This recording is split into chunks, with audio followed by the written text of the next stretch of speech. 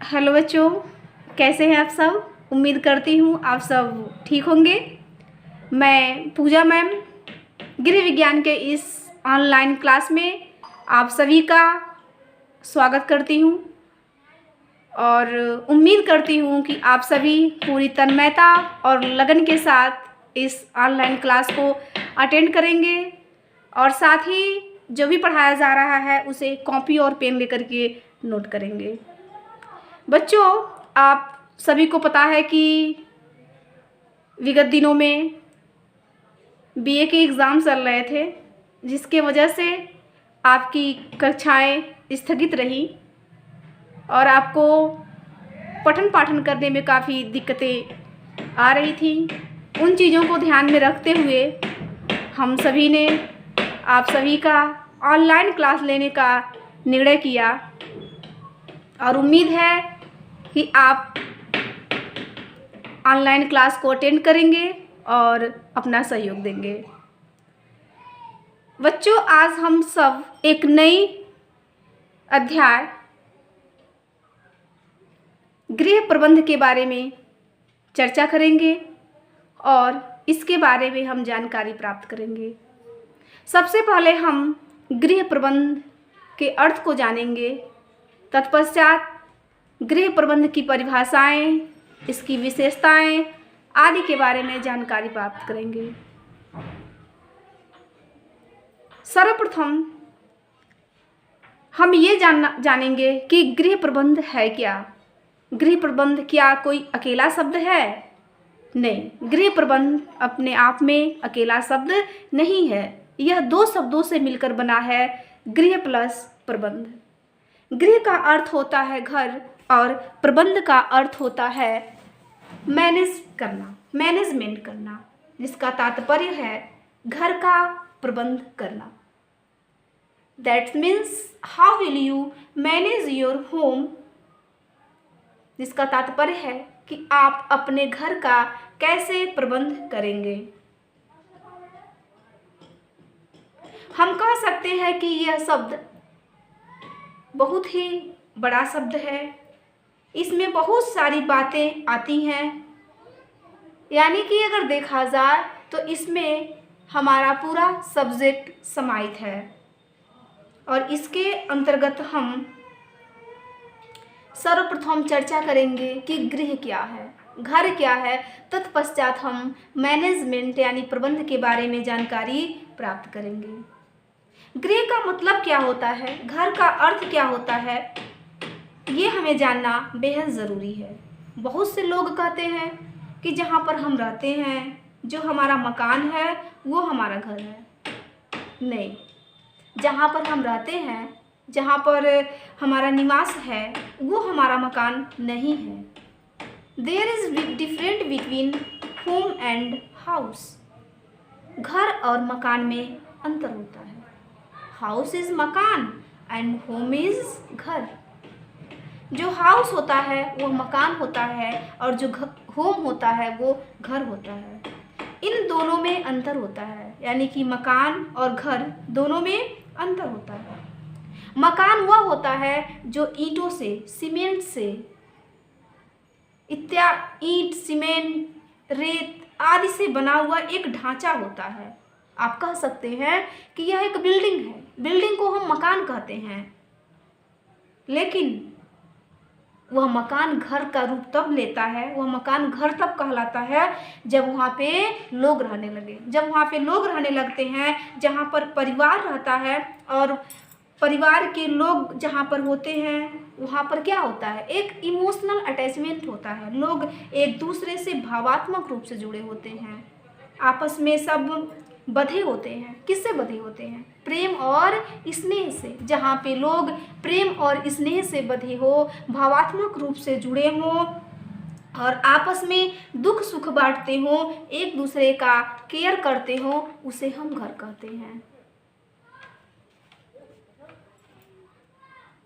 और साथ ही साथ देखा जाए तो घर के प्रत्येक सदस्य एक साथ मिल करके रहते हैं और अपनी परिवार में रहने वाले लोगों का देखभाल करते हैं और उनका केयर करते हैं। समझ में आया? घर क्या है? घर वह होता है जहाँ पर हमारा भावात्मक जुड़ा हो, जहाँ पर हम भावात्मक रूप से जुड़े हो, जहाँ पर हम लोगों के दुख सुख में हिस्सेदारी निभाते हैं, जहाँ पर हमारा परिवार निवास करता है, और वहाँ उसको हम क्या बोलते हैं? वो घर होता है। लेकिन बात करते हैं हम किसकी? मकान की। तो मकान जो होता है वो कोई भी बिल्डिंग हो सकती है जो ईंट, सीमेंट और रेत से बना हुआ एक ढांचा होता है। वह स्कूल भी हो सकता है, वह होटल भी हो सकता है, और जितने भी बिल्डिंग्स हैं वो मकान का ही रूप है। लेकिन हमें जानना बहुत ज़रूरी है कि मकान और घर में अंतर क्या होता है। आप बहुत सारी कहावतें सुने होंगे, जिनमें से एक कहावत ये भी है कि home is made by heart. Heart यानी कि हृदय। Home is made by heart. जो हृदय, जो मकान होता है वो किससे बना होता है? हमारे हृदय से बना होता है। But the house is made by hand. लेकिन जो मकान होता है वो किससे बना होता है? हाथ से बना होता है। क्या समझे? आप ये समझें कि घर जो होता है हमारे हृदय से बना होता है, उसमें हम लोगों का एक भावात्मक लगाव होता है, एक जुड़ाव होता है। लेकिन जो मकान होता है वह ईंट, सीमेंट, बालू से बना होता है, और इंसान उसको अपने हाथों से बनाता है।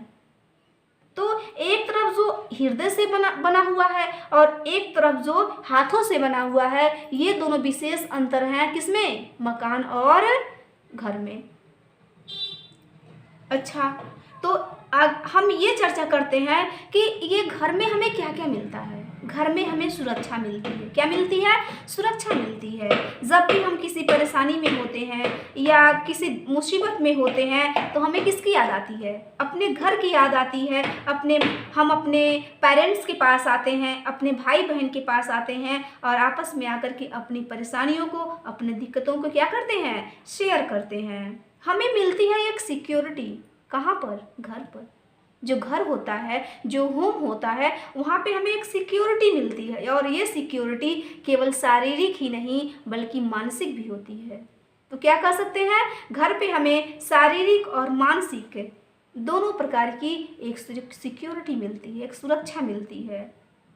इस प्रकार से यह तो रहा एक घर के बारे में, घर और मकान के बारे में, और हम ये जानकारी प्राप्त किए। अब आता है किसका बात? अब आता है मैनेजमेंट। अब बात करते हैं हम मैनेजमेंट के बारे में। प्रबंध क्या होता है? प्रबंध क्या है? प्रबंध यानी कि मैनेजमेंट। यह अपने आप में ही एक व्यापक शब्द है। अगर देखा जाए तो मैनेजमेंट जो है ये अपने आप में एक व्यापक शब्द है जो पूरे के पूरे वर्ल्ड में फैला हुआ है, पूरे संसार में फैला हुआ है। हम जब भी कोई कार्य करते हैं तो कोई भी कार्य बिना मैनेजमेंट का नहीं हो सकता, बिना प्रबंध का नहीं हो सकता। संगठन जो होती है वह एक प्रबंध करती है। प्रबंध का काम क्या है? संगठन बनाना, तभी वो अपने उद्देश्यों की प्राप्ति कर पाती है। और यहाँ पर हम क्या पढ़ेंगे? हम यहाँ पर पढ़ेंगे गृह प्रबंध के बारे में। अब हम अपने घर को कैसे मैनेज करना है, कैसे मैनेज हम अपने घर को करेंगे।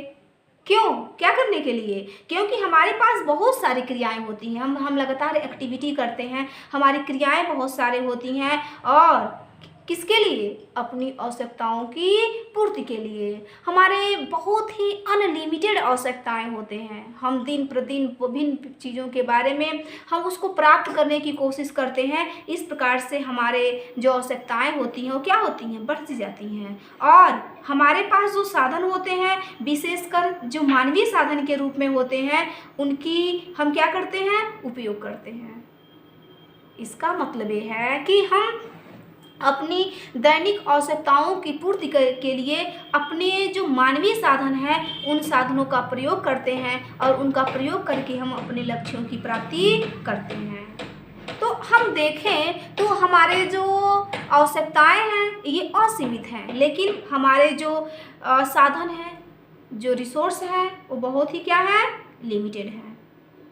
हमारे जो रिसोर्स होते हैं, एवरी रिसोर्स, जितने भी रिसोर्स होते हैं वो लिमिटेड होते हैं। और जैसे हमारे टाइम लिमिटेड हैं, हमारे जो एनर्जी है एनर्जी लिमिटेड है, साथ ही साथ हमारे जो पैसे हैं पैसे भी हमारे पास क्या होते हैं, लिमिटेड होते हैं। तो ऐसे हमें होता है कि एवरी रिसोर्स आर लिमिटेड, लेकिन हमारी आवश्यकताएं कैसी होती हैं, अनलिमिटेड होती हैं। बहुत सारी असीमित आवश्यकताएं होती हैं, किंतु अपनी अधिक से अधिक आवश्यकताओं की पूर्ति हम बहुत ही कम साधन में पूरा करना चाहते हैं। तो ये कैसे हो सकेगा, ये कैसे होगा कि हमारी आवश्यकताएं ज़्यादा हो और हमारे पास साधन कम हो, और हम उन्हीं कमी आवश्यकताओं में से कमी जो है अपनी साधनों में से हम अधिक से अधिक आवश्यकताओं की पूर्ति करें। ये कब संभव है, ये बिना प्रबंध का संभव नहीं है। अगर हम चाहते हैं कि हम कम ही साधन में अपनी अधिक से अधिक आवश्यकताओं की पूर्ति करें, तो इसके लिए हमें क्या करना होगा, इसके लिए हमें एक मैनेजमेंट बनाना होगा, हमें इसके लिए प्रबंध करना होगा। तभी जा कर के हम अपनी अच्छी तरह से अपनी सारी आवश्यकताओं की पूर्ति कर पाएंगे और अंत में अपने लक्ष्य को प्राप्त कर पाएंगे।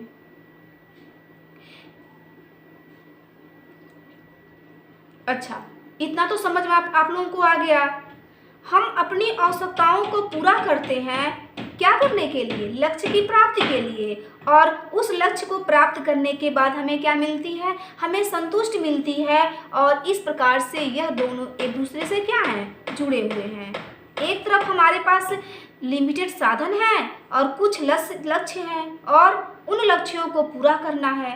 उनको मैं पूरा करूँगी तो मेरा यह एक स्टैंडर्ड बनेगा और मुझे संतुष्टि मिलेगी। ये इसके बारे में चिंता हमेशा हमारे दिमाग में बना रहता है।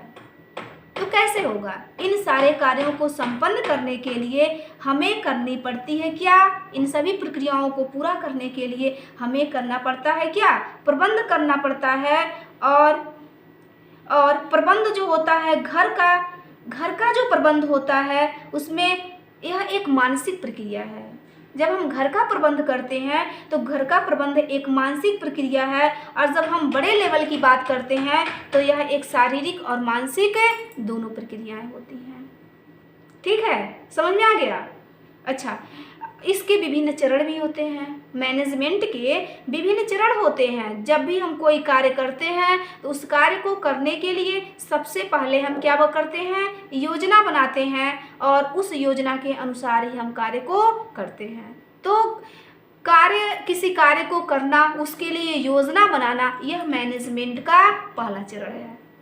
जैसे मान लीजिए कि मैं एक स्टूडेंट हूँ, एज स्टूडेंट, तो मैं क्या करूँगी, मुझे क्या करना पड़ेगा, मैं स्टूडेंट हूँ तो आई हैव टू स्टडी, मुझे तो अध्ययन करना होगा ना। और मान लीजिए कि कल मेरा एग्ज़ाम है और मुझे अपने सिलेबस को जल्दी जल्दी कंप्लीट करना है, और कंप्लीट करके हमको जो है अपना एग्ज़ाम में 100% देना है।